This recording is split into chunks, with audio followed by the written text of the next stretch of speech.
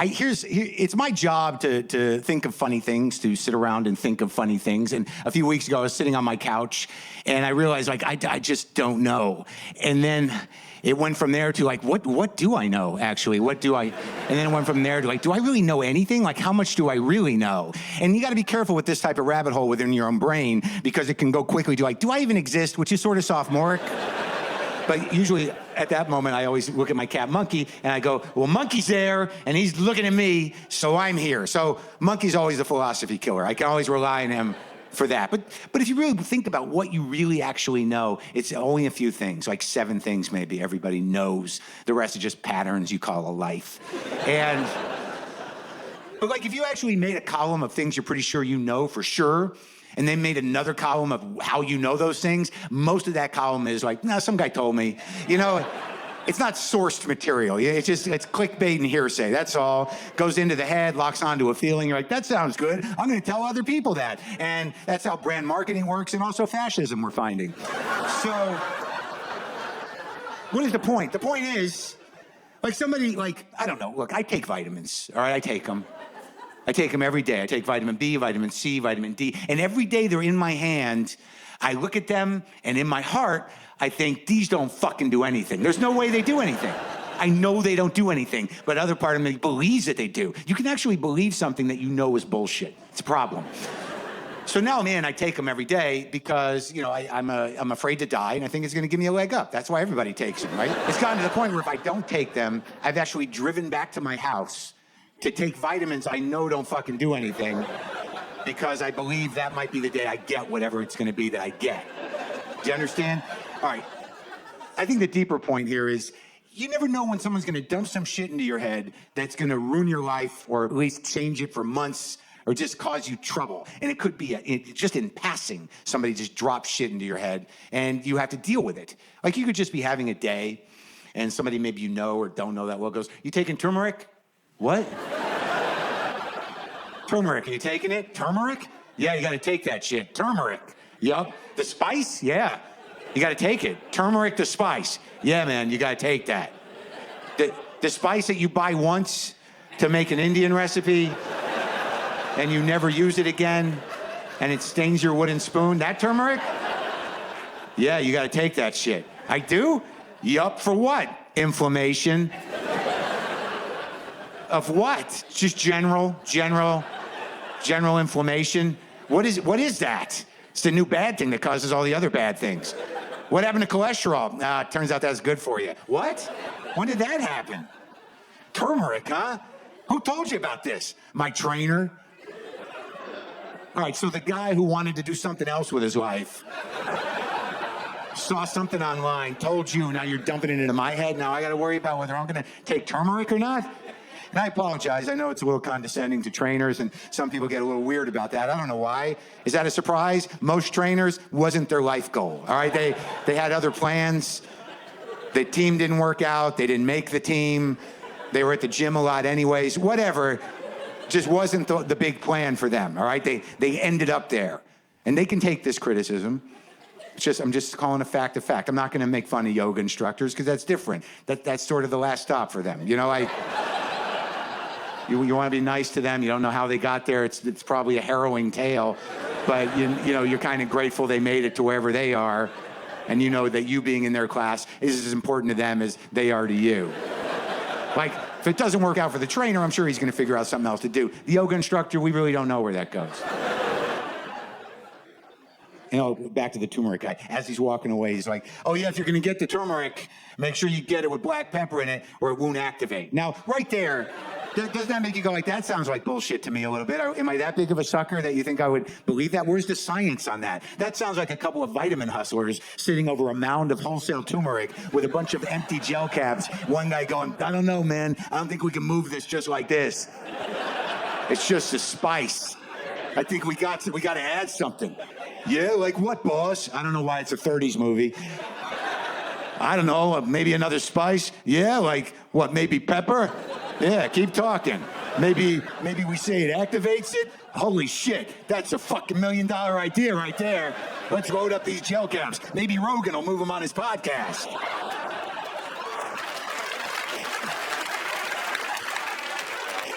I mean, I know Maron won't do it. He's more of a Stamps.com Squarespace guy. But Rogan's sort of an old school supplement slinger. And I know I'm going to get a little flack for that comment. I know there might be a minor pile-on Twitter of the monoculture of free thinkers, but I can take it. So I guess after all is said and done, I should just say that I'm taking turmeric, and I feel less inflamed, in a general way, generally less inflamed. I'm going to believe that. I believe that. Nah, probably not. When did this question become so popular? I get it 3 or 4 times a week. Hey, are you meditating? Do you meditate? It's what's happening? Why is everyone asking me that? Does that happen to you, or is it crazy? Are you meditating? Wait, are you guys part of the same team? Why are you No, I'm not fucking meditating. I know what it is, but I'm not doing it. I've done it. I did not get the desired results. I know how to meditate. I get, you got to sit quietly and comfortably. Be mindful. That's another word getting way too much usage. When did that become a word, everyone? That's everywhere. Be mindful. What is that? It's a meditation word. Be mindful. Be mindful of your breath. And this was me, meditating the one time I did it.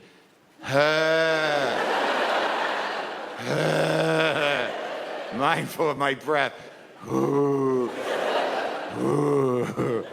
should be mindful of your breath, and thoughts will come, but don't lock onto them. Don't attach yourself to the thoughts. Just let them go by. Let the thoughts come, but let them go by. All right, so I'm mindful of my breath. Let the thoughts go by. I don't know what the hell he's going to do. Ooh. I don't know how much time I have left. Oh, okay. My dad's an asshole. That one's not going by. That one's staying. But in all honesty, I got to where you needed to be. The one time I meditated successfully, I cleared my mind, I cleared my ego, everything was open. I hit that point of zen, and all I could hear was my breath and my heart beating. And right at that moment, I thought, this could fucking stop at any second. And I ejected right out of it, because that is not the desired result of meditation. For sure. I think I'm about 85% woke, and the other 15 I keep to myself.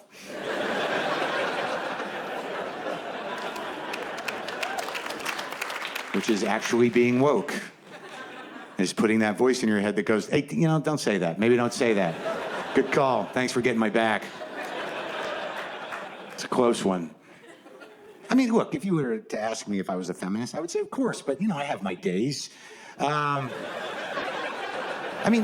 a guy. I'm a man. I've been a man all my life. Before that, I was a boy.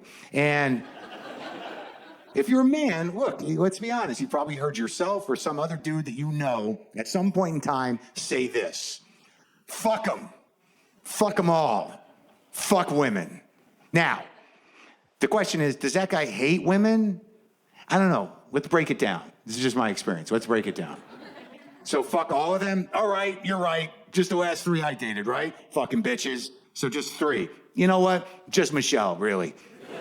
Fucking bitch. Broke my heart, took my shit. Fuck Michelle. So just 1 woman. Yeah, and it was kind of my fault. And I think that's a pretty good working definition of woke. It was kind of my fault. And where you go from there will determine how woke you stay. But that's the beginning of it. You go either way. It's a rough crossroads. And I think one of the biggest problems men have is that they have a dick. Most men have dicks. If you're a man, you don't have a dick. I hope it was a choice and not an accident. Dicks are a problem, and I think this is sort of the TED Talk portion of my show. I think I'll call it the history of my dick, and it's meant to be helpful. Trying to help men be respectful, empathetic, and care in the proper way with boundaries about women. And well, dicks are, it's a problem. It's an obstacle. Do you remember the first time you came? I'm putting this out there to the men. It's a big day. It's a life-changing day. A lot of times it doesn't even involve sexual thoughts. It just sort of happens for some reason, usually like when you're 8 or 9 or 10. Like for me, it involved a bath faucet with running water, and I stuck my dick in it. And I was 9, and I knew something was going to happen. I wasn't sure what it was, but it felt pretty big. And I could have been bad, it could have been good, but I stuck with it. Turned out to be fucking amazing. And a life changer. Really a great day. And honestly, I fucked that faucet for 1.5 years. Now, I'm trying to be honest and open. I'll get to the point of this. Then at some point, someone tells you what that feeling is. Maybe you got a kid who has an older brother, or somebody finds a porno magazine, or you find your parents' copy of A Joyous Sex hidden in a mattress, and you can look at fairly realistic renditions of hippies fucking. And once someone informs you that feeling comes from putting your penis into a vagina, that just fucking changes your entire neural pathway issue. And it's sort of all you think about is putting your penis in a vagina from age 13 to like this morning. This is truth. It's all you fucking think about because it's amazing. Like, I was sort of surprised when I learned about it, because there was part of me that was like, when I was told about the vagina, I was like, really? It's not water? And it honestly seemed much more complicated, which I believe to this day is true. But once you know, man, it's all you just want to be in the vagina. And that's the problem, especially for my generation of men, I think, because I really think that a lot of us didn't really realize in a deep way that women had hopes or dreams or supportive friends, family, things they wanted to do. Those were really just hurdles, to try to put it in the vagina. Just wanted to put it in the vagina. So the way I'm going to try to help is, I think a lot of men have the vagina too far up front in their head still, and I think that's not really acceptable, and I think it's at the core of a lot of disrespect. I mean, if you have vagina way up front, women know now it's not good. It's not a good look. It's not a good way to be. You don't have to hug Vicky every day at work. She knows what's up. It's awkward. The weird rubbing the back thing in the break room. What is that? That's not sociable. It's fucking creepy, I would just stop it. You got to move vagina back. Because women can see it now. Vagina's right there. It's, it's disrespectful. It's insensitive. Move it back a few. Maybe, 3 to 5 spaces in your brain. Just move it back, Maybe 3. Maybe I don't know. Just, hey, how's it going? Are you okay? Vagina. Maybe 3's good. I don't know. I'm just trying to help out. 3 to 5, I think. Fill the gap with niceness and empathy. It's hard for men to empathize for women because we're not women, and we have to listen and you can do it. You can do it. But don't be overly crazy. I've actually found myself occasionally asking for consent in my masturbation fantasies, which I think is too much. Well, I'm literally like, "Are you sure you want to fuck?" And she's like, "Yeah, you're making this up. Yeah, I want to fuck." Just checking. You want to fuck? Yeah, I want to fuck you bad. Okay, I'm just checking. We're on the same page. Weird time now, and I did just see you at Whole Foods for 30 seconds, so I don't think it's an inappropriate question. Yeah, just fuck me already. So we're fucking, and it's going great. I'm making it up. It's awesome. It's fucking amazing. Totally connected, symbiotic, fucking in it. Just beautiful. And in the middle of it, she just pushes me off her and says, "Get off of me. You're freaking me out." I'm like, "What's happening?" She's like, "I don't feel safe. You're creepy now." Holy shit, what is happening? And then she's getting dressed fast, and she's about to tweet something. I'm like, what the fuck is happening? Not an unreasonable question. But the deeper question is, why am I still jerking off to that? I had complete control over that fantasy, and it got away from me because of my own fear. And I finished by myself, jerking off to me, jerking off, crying that my career would be ruined. So I'm just saying, don't go crazy. Just be nice. That's the message. Look, you guys, I'll share some other tips with you.